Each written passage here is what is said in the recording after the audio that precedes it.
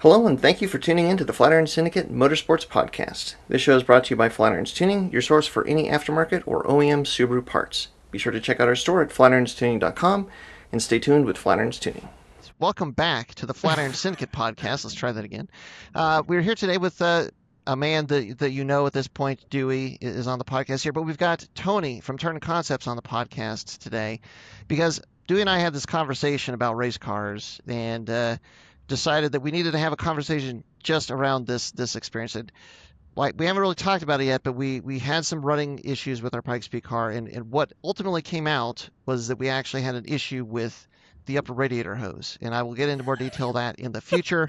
But to have all of this effort go and then have basically it was not a catastrophic issue, obviously, because the car ran up the mountain, but we got into engine protect mode, and to find out that it's just basically the radiator hose. It could actually even be the radiator clamp. Like something as simple as that to cause this issue after all of this effort is just so frustrating. And Dewey's comment to me was like, "We're just too dumb to know that this is all stupid." And I was like, well, that kind of explains, taking your car to the racetrack sometimes, but not all the time. We still do it, but there's a conversation to be had here. And Tony, you've been racing and supporting race cars for so long. Figured that you would be the perfect person to pull into this. And we kind of equated it to the Dunning-Kruger effect, but related to race cars. So we're climbing Mount Race Car today. And so with all that being laid out, I mean, Dewey, what are your kind of initial thoughts about where you want to start with this? Well, I mean, this whole conversation when you were telling me about it, and like, man, we put all this effort in and solve all these other issues, and then it's this one stupid little thing that does us in. And what actually got us on this topic was you and I having a conversation about how much we like our street cars now. Yeah. And how much more we like our street cars after owning a race car and like doing hardcore race car stuff. You begin to love your street car, and that's one of the reasons I mentioned Tony to come on here, because he's went full circle, and him and I both are messing with these GDs now, and we're madly in love with them. And it's rough. Like, cars are pain. It's the only way to put it, especially when you try to race them. But you start to fall in love with the simplicity of things. Oh yeah. And anything I've got you can do to turn the drama down. Yeah. Yeah. And you know what it can be, so you're no longer trying to chase that. Sure. And you know what it takes to do it right. And then it's just like, well, I don't know how much time do we have to really get the car ready as I know that it should be if I'm going to really be tracking the car versus but to even the hop in the car idea and go. of right isn't a lot of times it isn't what you think it is. Yeah. You know what I mean? Constantly evolves. When we're all younger, we all want these, like, we want to turn our street cars, we keep eking them closer and closer to race cars, thinking it's what we want, and then when it finally does go full race car, you do full race car, you realize this is never what you originally wanted. It's not that, like, full race car is its own pain in the ass, don't get me wrong, but the original, you actually start to learn what you enjoy about a street car, and things like it just starts, or power windows, or air conditioning, seats that don't, put you in goofy positions. You aren't climbing over a roll cage. Yeah. You don't have to cringe every time you see a bump in the road. Right. Yes. So Tony, so you've got back into a GD? Is that right? I've been working on a 2004 STI restoration project for about 3 years. Oh, wow. Okay. So I just got it back from a body shop that I use here in town in Cincinnati, and it was there for almost a year and a half. Oh my gosh. Yeah. Carbon fiber roof, had the whole thing repainted, Java Black Pearl, which was the factory color. All new everything. All the trim bits I had to find because none of them are available anymore. You can't buy them new from Subaru. So all of that stuff got all redone. So just got it back, and I've driven it probably 40 miles since getting it back, and now it's sitting in the shop under a car cover. because I'm too afraid to damage it at all. So Right. where it sits, but it is great. I mean, it's like 20 some years ago, when I started messing with Subarus. This was these were all the parts that I wanted.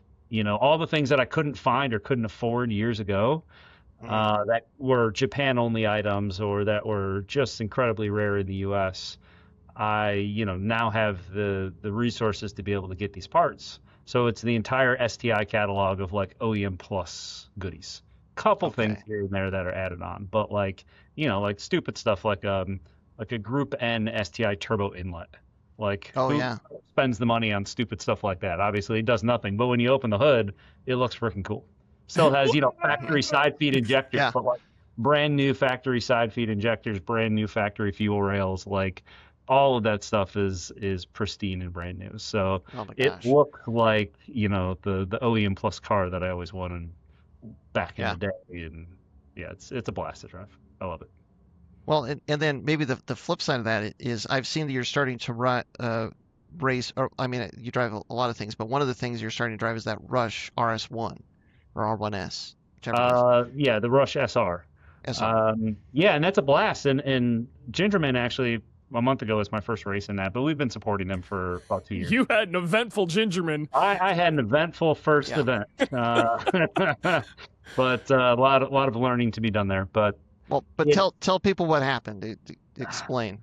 Yeah, so the Rush SR is a purpose-built race car from Rush Auto Works in Texas. It's a motorcycle drivetrain car, about 145 horsepower at the wheels. And for grid life purposes, our min weight is 1,350 with driver, so 1,350 pounds. So it's an incredibly light car, very, very, very fast, very fun to drive, incredibly responsive. Like I said, been supporting it for a while. It's my first time actually getting behind the wheel and really driving it. And it was just one thing after another. I was on for like a fourth place quali out of 52 cars or something. Had a chain break. A lot of cars. Yeah, put a new chain on it, went back out there, race one, got a little overzealous into turn 3 and ended up hitting somebody who is one of my like longtime friends and racing mentors. Somebody who's raced pro in IMSA and is, someone I talk to pretty regularly and someone I really look up to who really knows how to drive. And I felt like a complete ass hitting him. And then I had shifting issues in the rain. It was also, I think, maybe my second race, I hit a rear clamshell. That was the part I was going to, you almost got killed by somebody else's bodywork. Yeah, I almost got decapitated. I mean, it like broke my visor for my helmet. It was nothing I could do. It was going to what I thought was a pass, and I pulled out to the left, and all of a sudden there was half a car that was just sitting in the middle of the track that I obliterated. Man. So, I mean, it's fun. So next weekend. But see, now imagine if you did all of that exact same racing, but with this 04 STI that you just painstakingly restored, and you moved over, and there's this big part of a car. Like this is the problem that you can have when you have all these experiences. Like that would, I mean, it was bad as I'm sure as it was, but like if that was in the STI that you just spent all this time and energy on, like that's like gut wrenching. I mean, race cars are designed to be raced and crashed and rebuilt, which is fantastic. And street cars converted into race cars rarely end up in that same sort of position. So it's easy enough. It happens though. It does happen. Yeah, of course. But in this situation, like the car was rebuilt and ready to race again in like an hour.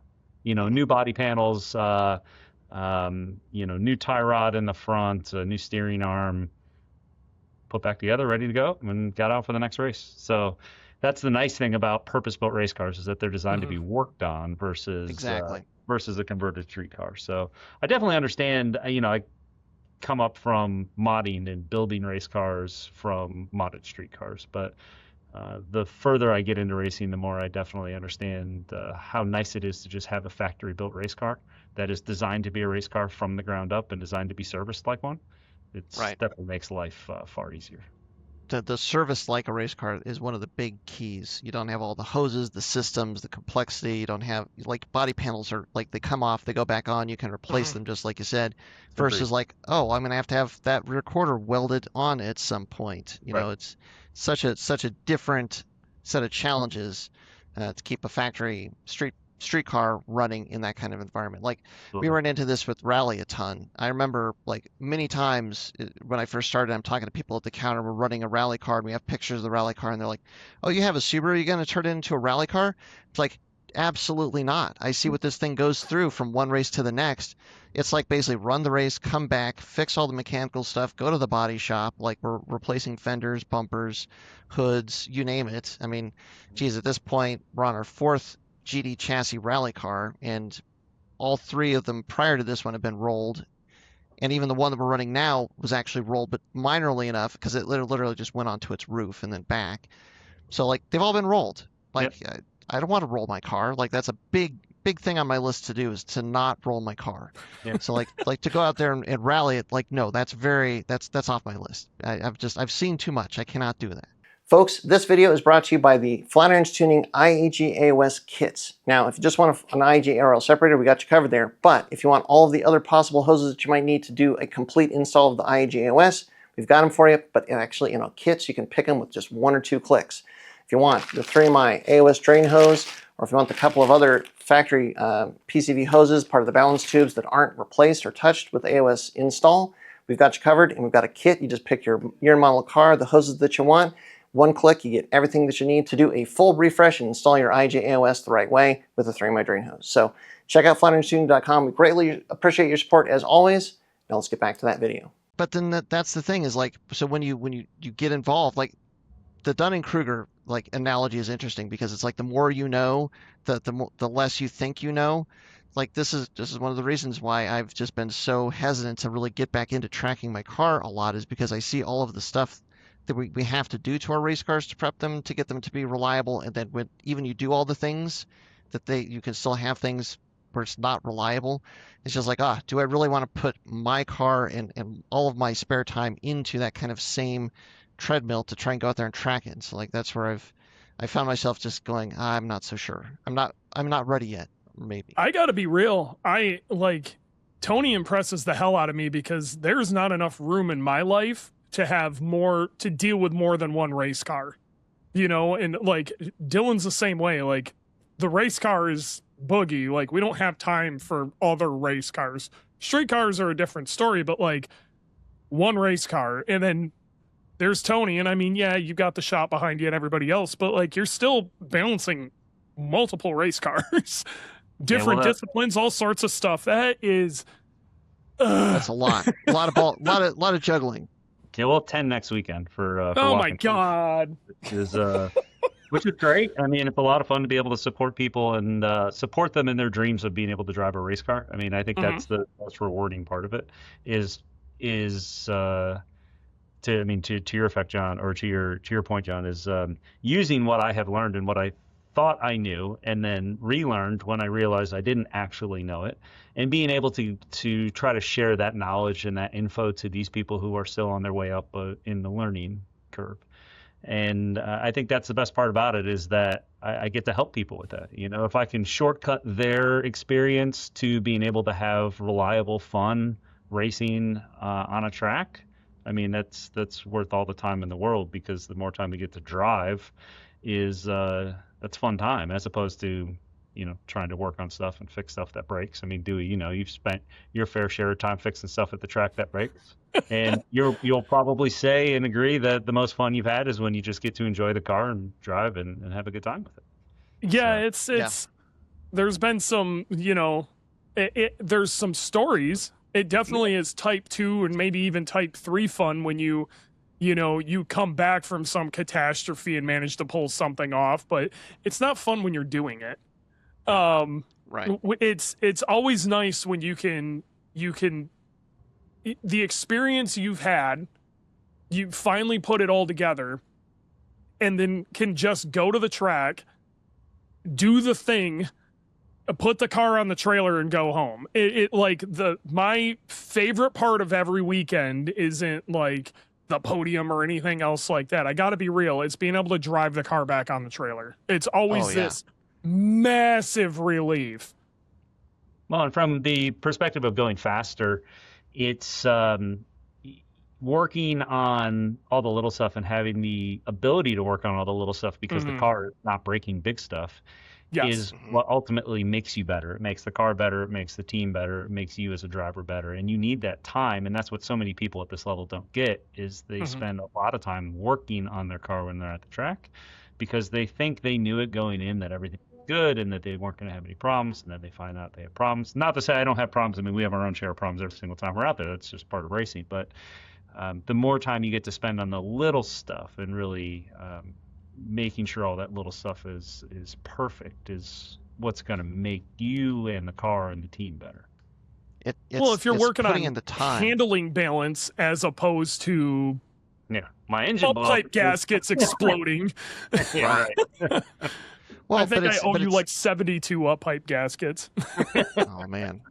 If you're not going to the track with 72 up pipe gaskets, you're making a mistake. What you are you have doing? to have stacks I've of taken gaskets. all of Tony's. All of them. Yeah, but it's like for me the thing that we keep learning and improving it's kind of like what you're saying there, Tony, is like there's a lot of prep work that goes in. Like if you want to have a reliable track day or day at the track, there's a lot of prep work that goes in to make it so that you can just get in the car and drive it at the track. And until you figure out all of the things they need to do and to check and to have ready in case you need it, that's when you're going to have you're going to struggle to have a reliable track day where you're not like having an overheating issue or wrenching on the car because something happened, something came loose. The handling is weird because the tie rod moved or whatever.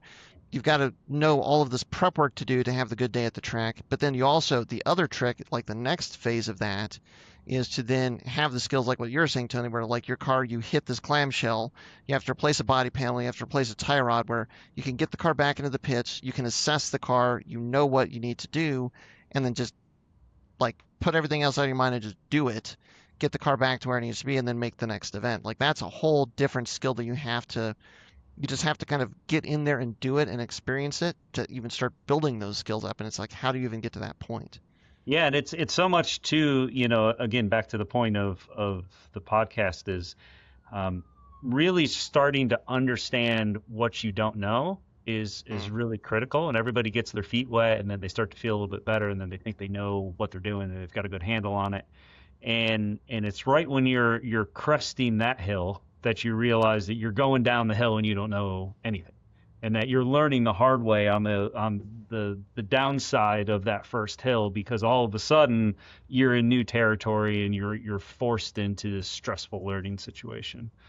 So yeah, being as prepared as you can for that learning situation, knowing that there's always more that you're going to learn and there's always more that you could do better at or prepare more for. That's what starts to separate the people who get frustrated and stop versus the people who keep pushing and keep going back. Yeah, because every track day is not going to be a good track day. You're going to have a lot of good ones, but there's going to be some bad ones, and you've got to be able to work through the bad ones, figure out how to reduce the number of bad ones, increase the reliability, and just get out there and keep the car going. Yeah, like what Dewey was saying. I mean, going out there with a crazy modified car and trying to do your first track day in a 600 horsepower Subaru, and don't do it. Be a bad time. Don't do it. Be a bad time.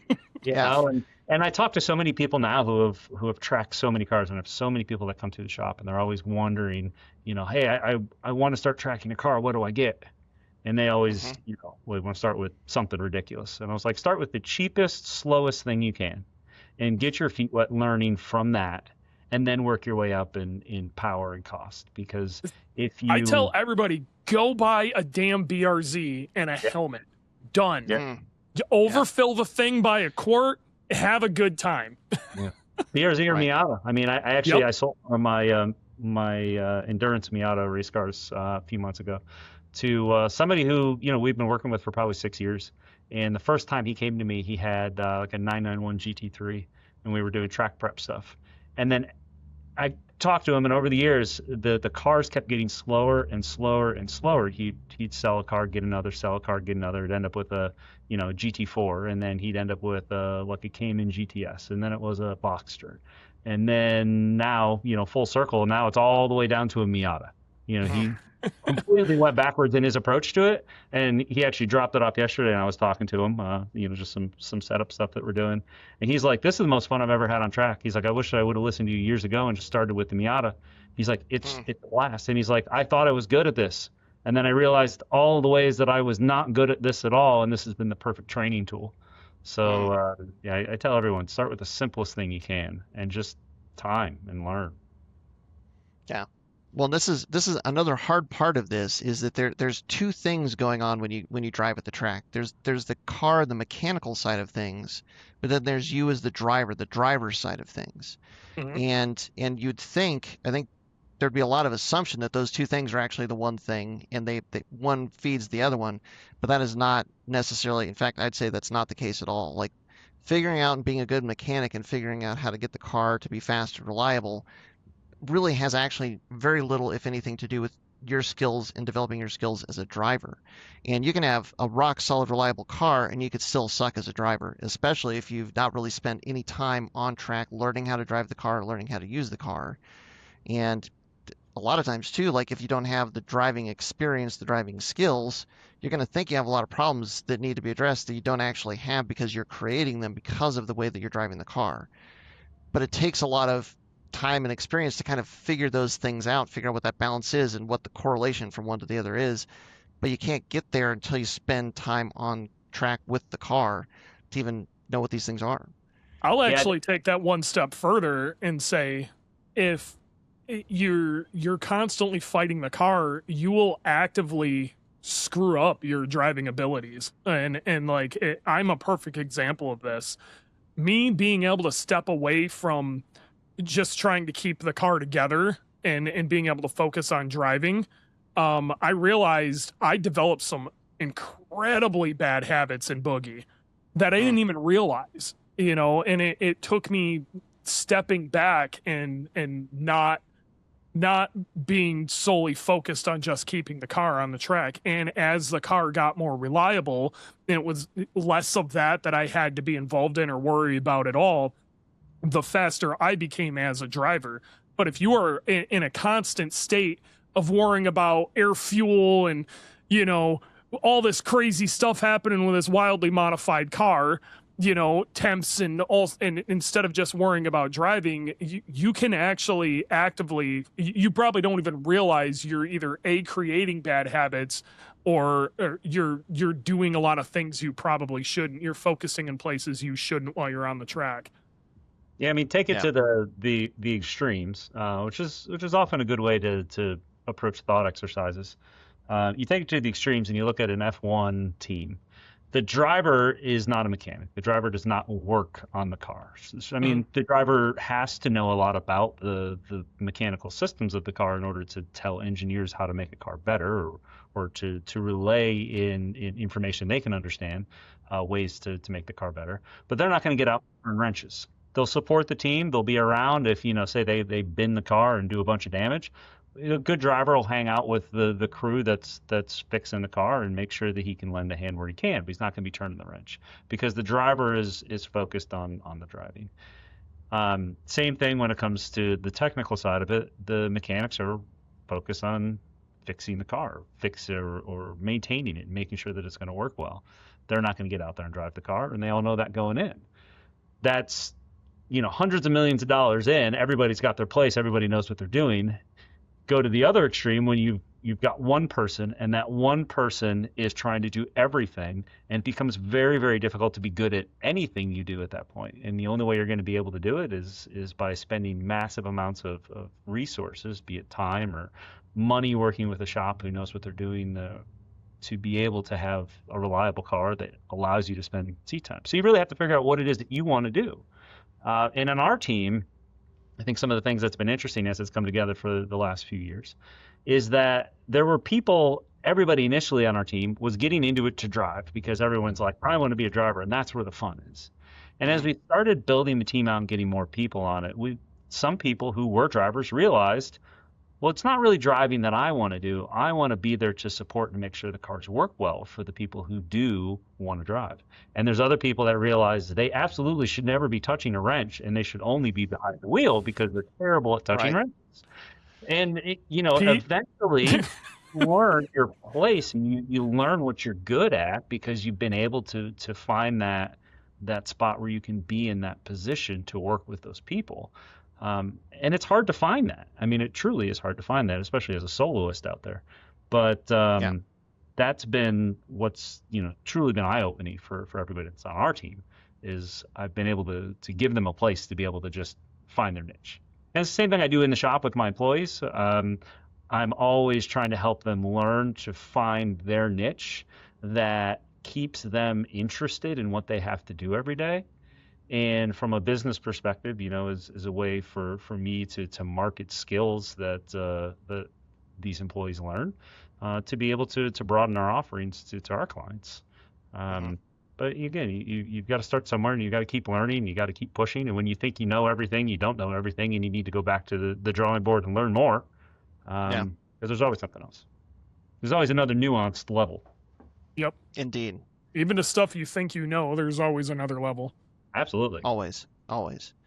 Yeah. Well, and like, I want to hit this one other flip side of the coin, just so we don't miss it, which is the other thing that I think is a big pitfall that can happen for people as they're starting to think that they want to track their car, is with no experience of actually tracking their car. It's kind of like what you're saying, like tracking a 600 horsepower STI.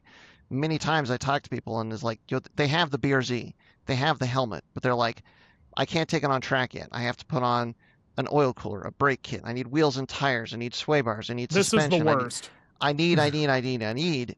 Having not, maybe they tracked the car once. A lot of times they haven't even tracked the car a single time, but they've done whatever research, and they have this picture of all of these things that they have to do to the car just to get to the point to take it to the track the first time or the second time and have it be reliable, because there's all these concerns. And it's this huge barrier that prevents them from actually going to the track and actually finding out what it's really like, and actually even what it's like to even be a driver out there. Yeah. There's two flip sides of that too, because the one flip side is the person is really excited about their car, and they're super into the culture of the car and about the motorsport involved with that car. And that's great. I mean, that's we've all been there or are there in some respect. The other side of it is, and what I think is more important, where they really have to look inside themselves, is to determine, is it about being part of the motorsport, the culture with that car, or is it about driving and learning how to drive? And as I've gotten older, one of the things that I've really realized is that you're money ahead by spending more money up front on the thing that you really know is going to work, versus trying to spend a little bit of money all the way, along the path in order to create the thing that you really want. So for example, you could put $200,000 into a Subaru to go try to build a race car. You could go buy a factory-built Porsche Cup car for $200,000. In the end, you will spend the same amount of money. Right. Getting a Subaru to that point is going to be a whole hell of a lot harder than just going out and buying the Cup car. The downside is the barrier of entry of plopping down $200,000 and being able to go buy a Cup car. Mm-hmm. But a great way to experience this before you even get your car out on track is to go find a place that will rent you a car to be able to drive, to see if it's even something that you are interested in and want to do. There are plenty of driving schools out there that will allow you the opportunity to drive one of their cars. It doesn't even have to be like a crazy official thing like a Skip Barber school or one of those. I mean, Mid-Ohio does it all the time, where you can go out and drive like old TSXs that they've had sitting around, and just see if that's something that you're interested in. And then at least you're doing it on somebody else's car, somebody else's equipment. You don't have to worry about the prep side of it. You don't have to do all these mods and spend all this money to just get out there and realize, yeah, it's not really what I'm interested in. I don't really want to do that. So I think people get so pigeonholed into thinking, I have to take my car out to see if I like it, as opposed to just go out there and get on track and see what you think, and then start from there. If you get out there and you find that that's great, work it backwards and start figuring out how to get your car out there if that's what you want to do. Or you get out there and you realize, oh, hey, there's a whole other world of motorsports that I didn't even realize existed, where I can just leave my street car and have fun with it on the street, but then go drive other machines that are prepped to do this right from the get-go. It's really just about, spending more time researching your options. Again, there's also the flip side of this too, where people get really hung up on the vision of what they think their car needs to be on track. Like the thing that got them excited about going to the track was seeing like a mid 2000s time attack car in Super Street or something, like, and so they go on the quest of trying to build something like that. And we all know that we've just had this conversation that the 600 horsepower Subaru should not be your first track car. And they're somehow turned off by the idea of taking a stockish BRZ out, and they shouldn't be. And you could pick up a stockish BRZ for under 10 grand. You own the damn thing. You can go to a million autocrosses, whatever local track days you want. You and your buddies can go drive the damn thing at a track day and share the expenses. There's all sorts of stuff, and work like it. You should dip your toe into that in some way, whether it's either rent a car or pick up something cheap. You've even got options like racingjunk.com. Like you got to watch out with that site. That's dangerous, by the way. Like that's but you can go pick up a prepped, like if you fit into a Miata, you can pick up a prepped spec Miata for like $8 grand, and you can beat the snot out of that at every HPDE event, wherever. It'll be safe, and the thing will be hammer reliable, and you'll have a good time. Cheap BRZs, all sorts of stuff. There's lots of things out there that you can go get good track time in, see if it's something that you want to do before you go try to build this monstrosity. I don't want to turn anybody off from trying to build the monstrosity, but I want them to understand that that's not the starting point. I've got a really good buddy of mine who has built a couple of really insane cars that I've been begging him, please just go buy we call it a slam pig. Go buy a slam pig BRZ and just go beat the snot out of it. Like, just go to some random track days. It doesn't have to be a Porsche. It doesn't have to be anything else. Like, he has the means to do something like that, and I want him to purchase something that's like a tool to him. Yeah, I think we're all kind of the same age and kind of grew up about the same time. And I think what's really interesting is that when we were starting to get into cars, there wasn't this huge internet presence showing you all of the potential what ifs like there is now. So for us, I mean, we had to come up in an age where we just had to experiment to figure out what the hell we wanted to do, because there wasn't TikTok and Instagram and Facebook and everything else always showing us what other people are doing, what other people are spending their money or how awesome their cars are. We had to create the awesome, and was basically just for ourselves. So I think a lot of people get hung up in that because they see these cars online and they're like, this is an amazing car. I need to build my car to this spec before I even consider taking it out there, like you're saying, Dewey. And you get hung up in a build process where you never finish anything. You never actually get your car on track and have fun with it. And it eventually becomes something that is on jack stands in the garage with parts off of it, and it doesn't move for 8 years. Not saying I have any personal experience with that. I definitely don't have a car that's currently in that state. But I mean, good. We've all been there. Yeah. I have an awesome carbon wide body E36 M3 with a Honda K24 in it. That's just sitting in the shop that I need to do something with. But yeah, I mean, in our time, I mean, it was harder to get stuck, and it's easier to just do whatever you do to have a good time with it. Well, I think it's because the priority or the idea of what it should be like when you go to the track. Like, the first time I went to the track, it was because the local like Subaru club guys were going out, and I was like, I don't even know what that is. Let me go. And I went and I saw it and I did it for the first time. And I think I did a full 10 laps at the track, like in 3 different sessions, and it was just like, it was totally overwhelming, but it was super exciting. Like, I just went in and not knowing anything, and I came off thinking that was the best thing that I'd ever done, and then that's what kind of set the hook, and then I kept going back and trying to figure out how to do it better. But like, I didn't have this vision of like, well, I need to be able to drive like, Chris Harris or like the guys on Top Gear or something like that. It has to be like that, because that's not easy to do, and that's not what most track days are like. And if you go in with a lot of expectations about what it should be like, I mean, it's going to be very easy for it to be a letdown, I guess. It's an easy thing. Yeah. Yeah, I agree. And there's just more to the discipline of driving on track. Just simply like getting on the track, paying attention to the flags and the marshals, and coming off track, and like track etiquette. There's a lot of details there. There's a lot of things to know. there's more there than most people might expect if you've never driven on track before. There's also a little bit of an issue too, where how like going to the track is initially presented to a lot of people.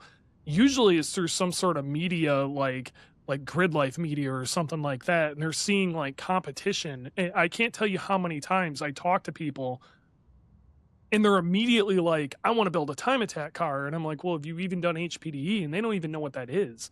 Yeah. You know, and like you need to just go to a couple of track days, and like it's that stuff doesn't get presented quite as much as, and it's because it's not competition, and you know right now we have social media kind of sensationalizes all sorts of things, and it's the same reason that the really crazy builds rise into people's feeds, and not some dude doing an intake, when most of these people, some dude doing an intake is honestly it's probably a much more applicable to what they're actually trying to do.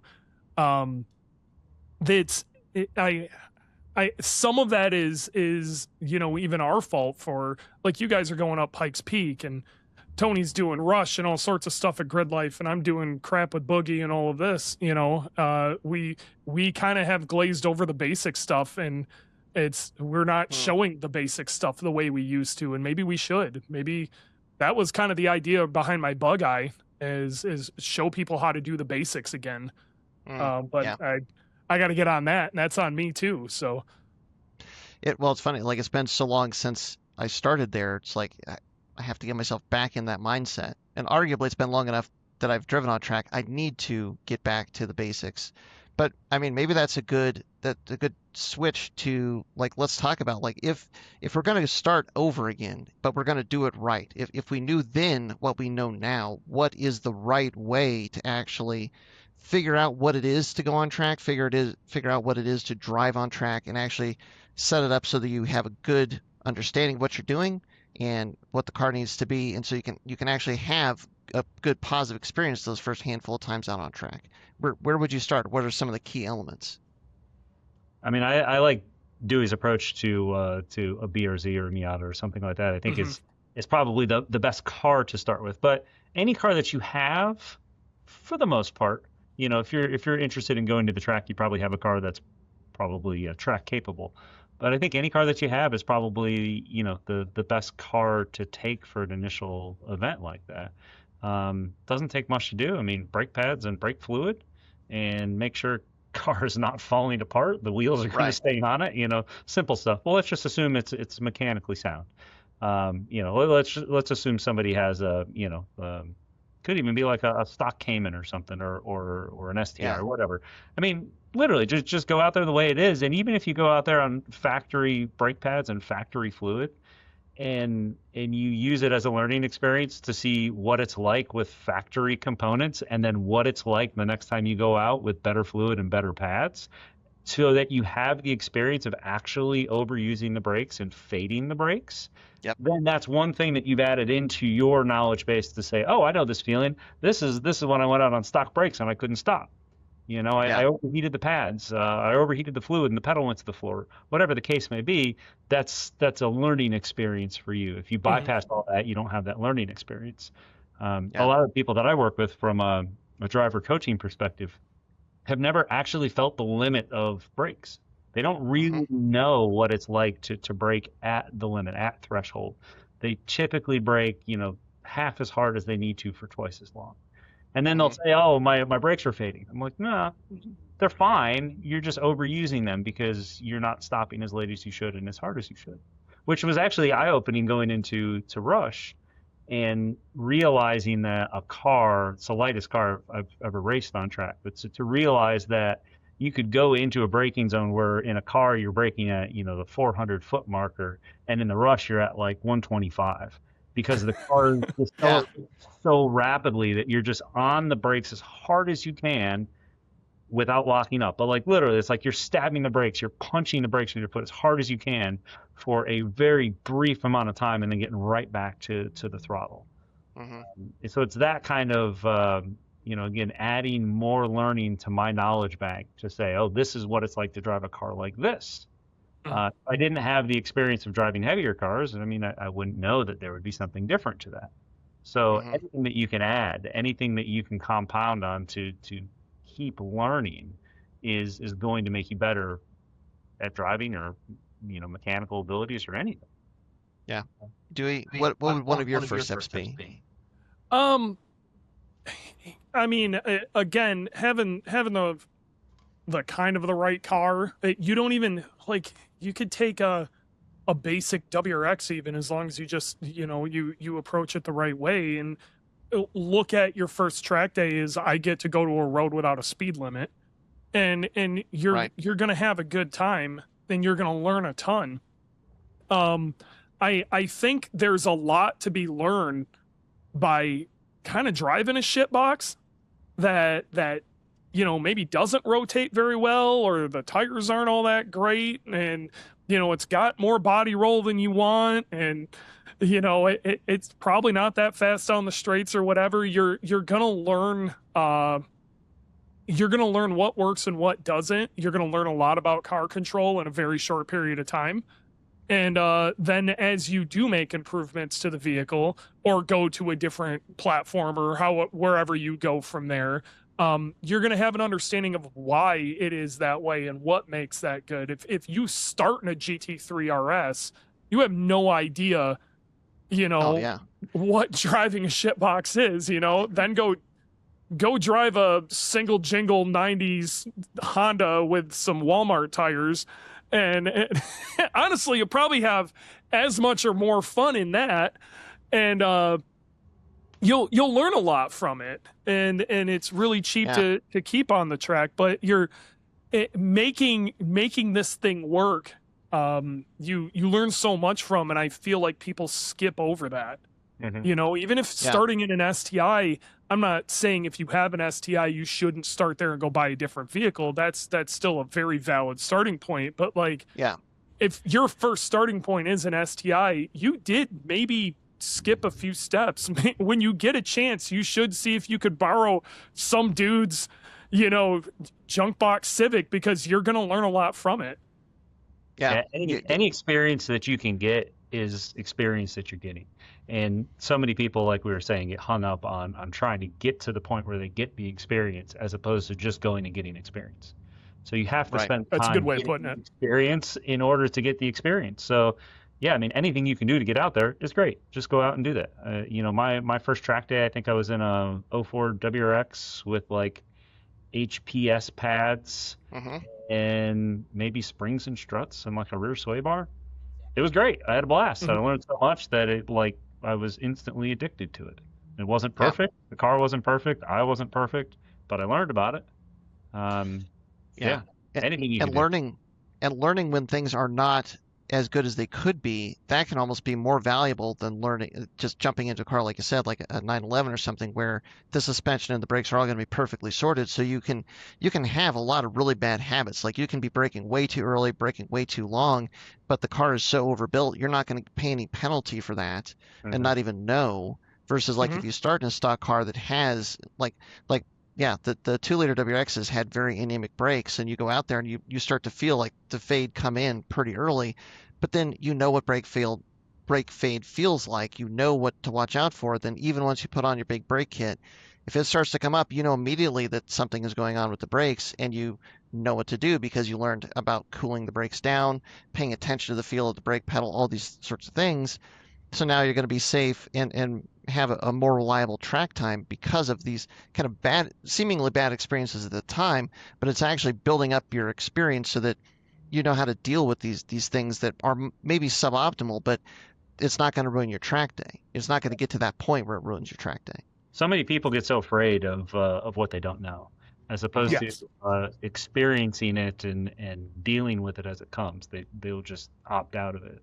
Years ago, I used to do tons of in-car track driver education stuff, teaching people how to drive, sitting in the passenger seat while they're driving. Not something I do anymore just because I really don't have the time for it, and I probably value my life more than I used to when I was younger. But I had a student years and years and years ago. I think he had a 06 STI or something. And we're at Putnam, which is a track west of Indianapolis, one of probably the safest tracks in the country. Like nothing to really hit there. You go off, you end up in a cornfield. That's kind of worst case scenario. And it was raining that day. I think it was a Saturday, and he just was like, I'm not going out. It's raining. And I'm like, that's the perfect opportunity to go out. I mean, like that Exactly. you can learn so much about your car at a much lower speed and at lower limits because of the rain. I eventually got him to the point where he was comfortable. We went out there. We did a whole day. It was pouring down rain, just buckets all day. And he got through it, and he was happy with the experience. And then Sunday comes, and he'd had some experience, just had never driven in the rain. And we're out there Sunday, and like he was doing a really good job. And he's like, hey, I just didn't realize like the understeer that my car had, or I didn't realize that if I lifted off the throttle, it would do this. But he's like, I learned so much in the wet being out there because it was so easy to get it to do all that stuff. He's like, I feel way more comfortable now. And it's like, yeah, it's just about getting out there and learning what you can from what's been given. You learn more in the suboptimal. Absolutely. Yeah. You're bad tires. You're forced into that learning mode. I mean, I think humans in general, when you're forced into stressful situations, it's like, fight or flight mentality. Like, are you going to get in there, buckle down and learn something from the experience, or are you just not going to participate? I mean, obviously, this kind of situation, driving on a wet track, not generally life and death, you choose to participate or not. But I think if you're out there, I mean, you're going to learn something from it, and you have to have the mentality of constantly wanting to learn and constantly wanting to explore. That's the key. It is the learning mentality. Folks, this video is brought to you by the Tranquil sleeve repair kits for the Subaru manual transmissions. These are available on flatironstuning.com for basically all the Subaru manual transmissions from about 1993 to present day. What this is a stainless steel sleeve that slides over the aluminum snout of your manual transmission. And if you have a throw-up bearing failure, sometimes that aluminum snout can get damaged so that the throw-up bearing won't be held in place properly. If you weren't aware of this option, what they might tell you is you have to basically put in a whole new transmission case because that snout is damaged to hold the throw-up bearing in place. But this stainless steel sleeve fixes that problem. It just slides onto the snout. It's held in place by 4 different lock screws, and then you get a special throw-up bearing that slides over this steel sleeve. So it's basically not going to fail again. This is a great option, especially for all of those push-style clutches. This is a very common issue, the TSK3, for all of the push-style WRXs, 2006 to 2021. Haven't really had much of an issue with the newer cars yet, but this is a very common problem. This is the perfect solution for you. It's just a couple $100. Get your car, back on the road with a new sleeve, new throw-up bearing, new clutch. It's a great solution, and it's available at flatironstuning.com. So with all that being said, appreciate your support as always. Let's get back to the video. There's an unspoken thing that I think I've seen in a lot of people, which there's just an assumption that like you either have it or you don't. You're either a driver or you're not. You're either you really should be in Formula One, but you just never had the opportunity to go there, or you never could. They don't realize that there's so much learning that goes into taking a car to the track and learning to drive the car at the track. If you go into any of these experiences with a learning mentality of like, I'm going to get in the car, I'm going to turn laps, I'm going to see what I can do to learn about going faster. I'm going to see what I can do to learn about the car itself. I'm going to make some changes and see what I can learn about what these changes make. If you go into each track day or each session on track from a learning mentality with goals and like paying attention to the car and the environment, you're going to build your experience much faster. And I think you're going to have a much better experience overall versus like the mindset of like, I need to go as fast as possible for as long as possible every single time. And I think that there's a lot more tendency, maybe unspoken, but I think there's a lot of people that just have this tendency of like, I just want to go out there and push as hard as I can and go as fast as I can all the time. And they miss the learning side of it. Mm-hmm. Yeah. I mean, you look at any professional driver. I'm lucky enough to know, several now who were, have either tried for F1 or been in F1 or champions in IndyCar or IMSA. They all started somewhere. They all had their first lap. They all had their first experience. They all had their first crash. They all had the first time that they bumped into somebody or got crashed out of a race or drove in the wet or raced in the wet or what have you. And the thing that really separates them from people that want to do is that they just kept doing. They just kept pushing, and they're just like, this is something I love, and I want to get all the experience I can. They just kept going, and they just kept trying to learn. And it doesn't matter what you're doing in life, driving on track or running a business or having a successful family or whatever. It's just constantly learning and paying attention. Yeah. Dewey. So Tom O'Gorman and DJ Ellis and Drini have this podcast called Lizard Brains, and it's mostly based on like driver mentality. It's really good. So highly recommend that. But one of the big things they try to pound into everybody's head is driving is a skill, not a talent. Okay, you don't come out of the womb knowing how to drive. Okay, now there are certain things, maybe some people's brains work a little faster. They're in an environment that, maybe they picked up some life experience or something that maybe gave them a little bit of a jump start or something. But these are all still learned skills. It's, human beings were never designed to be, shoved into these four-wheeled things with horsepower and go terrassing around a track. It is not a talent. It is a skill, and it can be learned. Yeah. And it's a skill that needs to be honed for sure. Mm-hmm. The one thing, if I was going to have a piece of advice, if I was starting out over again, I think making sure you're going to have your first track day in a good environment can have a really big impact as well. And I say that because I remember the first track day that I went to, and a lot of the open track days here at our local tracks, there's two run groups. There's a fast group and a slow group. There's very little organization to it.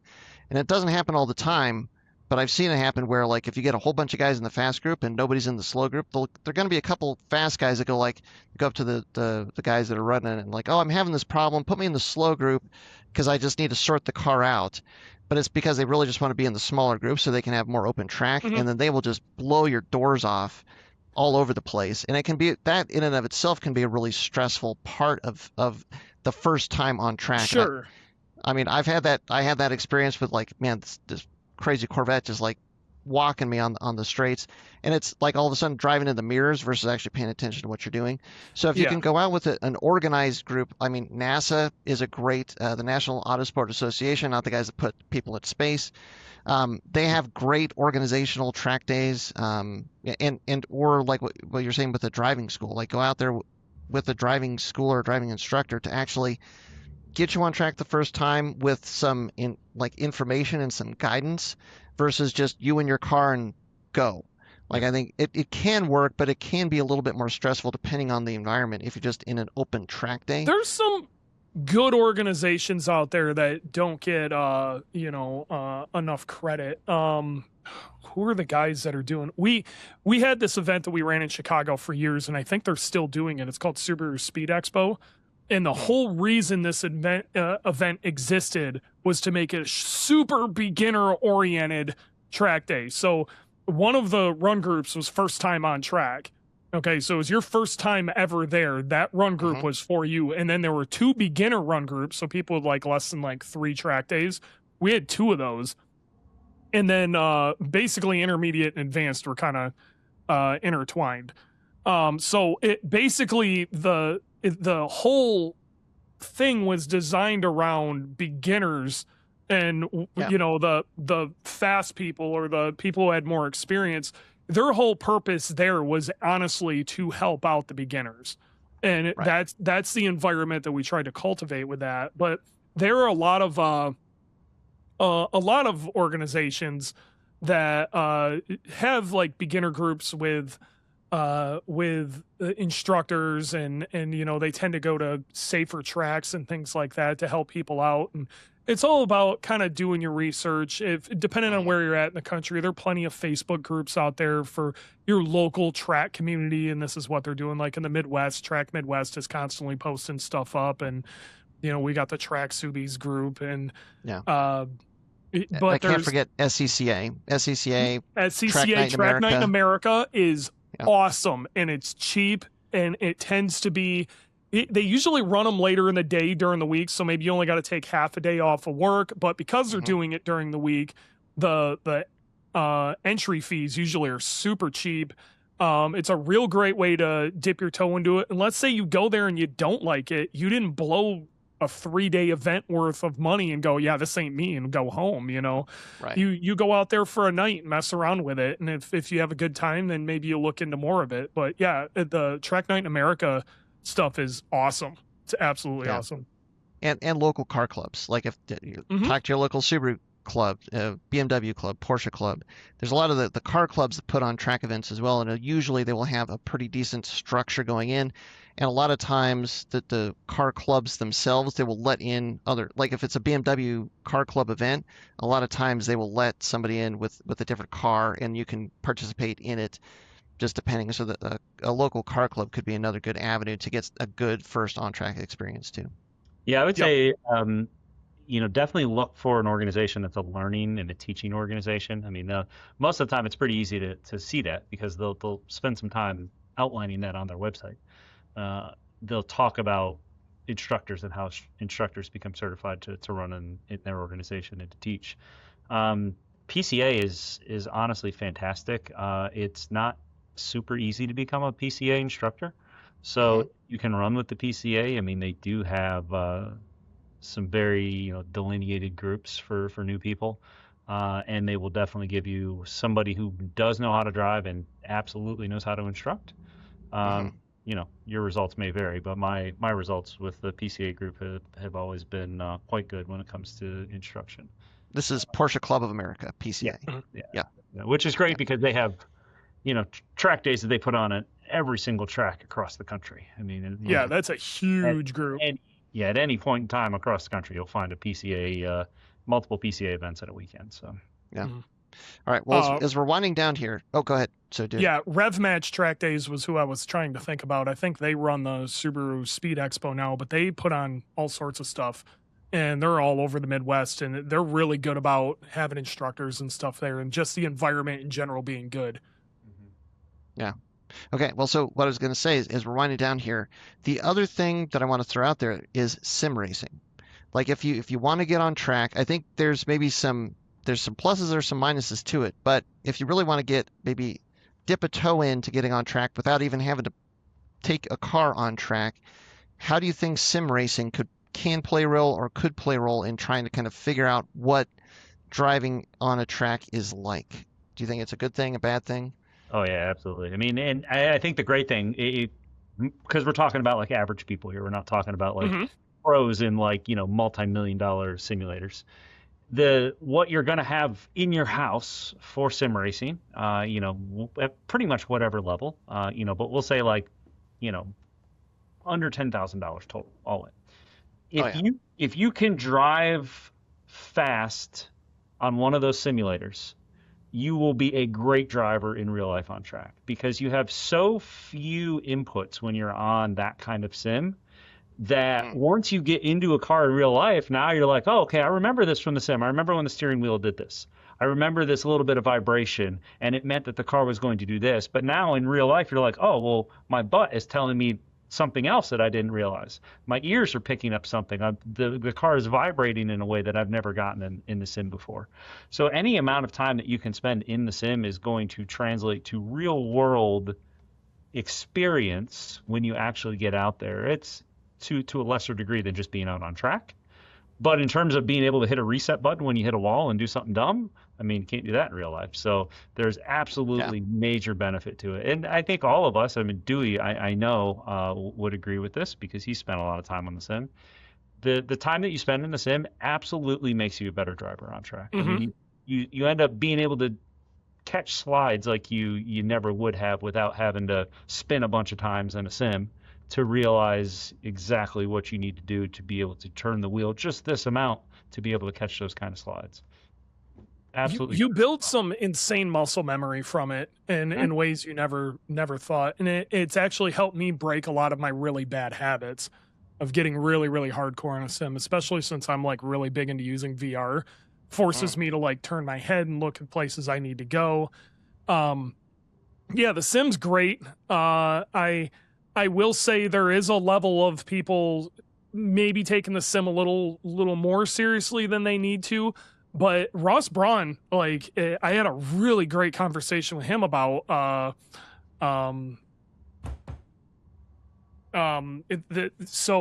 we caught him what was New Jersey? That was the event where long story short, it was hotter than hell, and I was up on that damn tower, and I caught him on the way up, and I had a great conversation with him about the difference between sim racers coming up or people who came up through karting, and he's like, it's wild with a sim racer because they're so in tune with what's going on with the wheel and what's going on through their hands that they're really good at finding grip, and they're like staying within the maximum grip of the tires, and it's something. But the guys who come up through karting tend to be better for like endurance racing. They tend to be a little easier on tires. It was an interesting take, but he's like, it's absolutely a valid way to learn how to drive and build skills, and that was really cool hearing from him. So. Well, and I think it's like just simply learning a track, like getting on a track. If you've never driven on a track before, you get into sim, you're on a track, and then like do 5 laps and like to building the tools to start to learn a track and where the track goes and what the different corners are like. And the more you do the sim racing, the more you can turn the assists down and hopefully get to the point where like all of the traction control and everything is very low, or if not off, so that you're really like paying attention to, the turning and the braking and all that sort of thing. It helps you learn a lot of kind of the mental side of driving around a track without having to actually be at the track. So like that can be a really good way to find out if you like it. Like if you spend, if you don't have one, like your buddy has one, spend a half hour, an hour on their simulator and see if you even like it. That's going to be really valuable. If you get your own simulator, like how long do you actually want to drive down there? Is it something that you do like once every now and then, or is it something like every day you get home from work, you can't wait to get down and hop on the sim and like do 2 races or something like that? Like I don't even look at it like doing that. I look at it like a almost like exercise. Like every single day I'm on the sim. I have to do a minimum of 10 hours a week, or I'm at a deficit and need to figure it out. Also, I want to make sure I just clear this up. I'm not cool enough to know Ross Braun. I was talking about Ross Bentley. So still Ross valid Braun point. is Still amazing and awesome. Ross Bentley is amazing and awesome, but they're 2 drastically different people. Nice. Very cool. Well, as we're winding down here, just any last piece of advice to people that find themselves stuck somewhere in the graph of Mount Race Car, like either like you've got into it and you've gotten frustrated and you're just like, I don't know if I can even do this again, or if you've had like a handful of bad track days and you just can't figure out why either you can't be reliable as a driver or the car can't be reliable mechanically. Any piece of advice to give to people that are kind of in that stuck spot to try and work through that?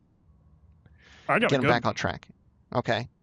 Yeah. If you're frustrated with your race car, okay, and this is a conversation you and I had, if you're frustrated with your race car and racing and just cars breaking down, whatever, remember why you even like this stuff in the first place. Go drive a basic street car on the street and just go drive around and have a good time a little bit. Like, remember what 18-year-old you, why they got excited to do all of this. Okay, and that'll put stuff back in perspective. It's one of the reasons I own this damn bug I know, because it's every time I drive it, it puts things back into perspective, and you have to realize just how absolutely insane your race car usually is. Especially when we're talking wild time attack cars, crazy Pikes Peak cars, whatever the hell Tony's driving these days. Yeah. Yes. Yeah, and I think to go along with that, I completely agree with that. And I would say the other side of that is, I don't want to sound super harsh about it, but like put your phone down and go talk to people, because everyone in the racing community, and I've been in it for over 20 some years now, but everyone in the racing community is generally so open to talking, especially to new people who show enthusiasm. And especially like, if you're pretty new into it and you're having a rough go, then just go talk to somebody about it. Because chances are the guy next to you who looks like, he's not having any problems in the world and he's just sitting back in a lawn chair enjoying his track day or whatever, chances are he's gone through some hell to get there. He's had his fair share of issues, and I'm sure that he could lend some wisdom to you about how you could approach something differently, do something differently. Or maybe it's just going to be like, hey, well, I just, I talked to these guys and I let them handle everything.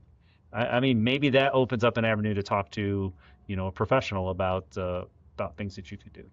I mean, even so much in the fact that I'm sure, Dewey's talking to people all the time who are going to the track.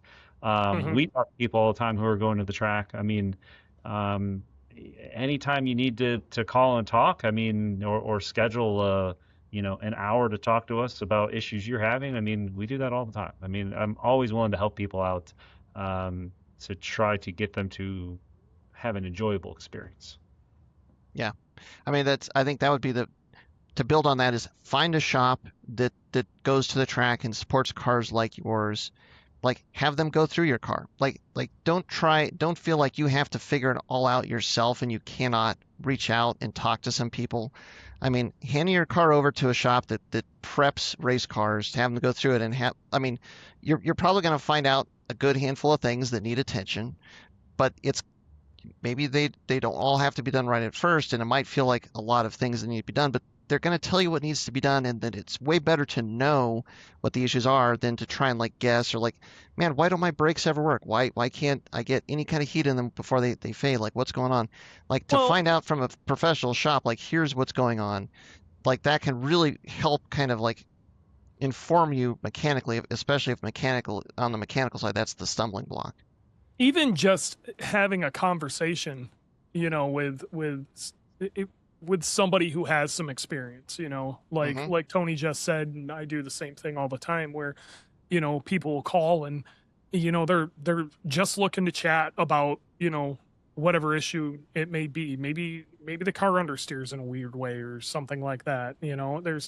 Then they just want to talk about that. The community is really open and down to talk to people. And like Tony just said, I know I just said call and talk to somebody, but put down your phone, stop looking around Google and actually talk to somebody. And you'd be surprised how much faster you can find a solution. Yeah. If you go to a track day, but not to drive, but just to pay attention to what's going on at the track day, and the go to the people that have 2 or 3 cars. You see a Turning Concepts truck and he's supporting a bunch of cars, to go up and talk to people like Tony and go hey, I have a Miata, but I have problem X. And have you guys ever run into that? Or, or what do you guys do to make sure that the car is reliable? Going out and just being at a track day to see who's doing what and talking to them. And heck, even maybe talk to them, hey, do you ever need an extra set of hands?